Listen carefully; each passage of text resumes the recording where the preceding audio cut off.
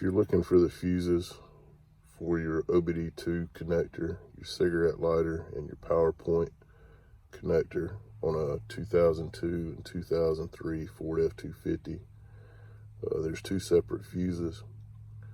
Both of them are located under the dash on the driver's side.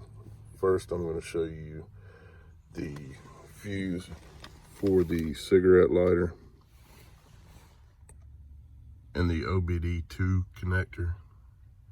That fuse is located. It is the third fuse down. It is a 20 amp.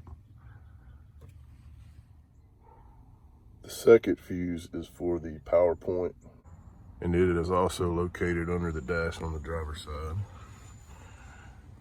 It will be in this row of fuses. It will be the fourth fuse down, which is also a 20 amp.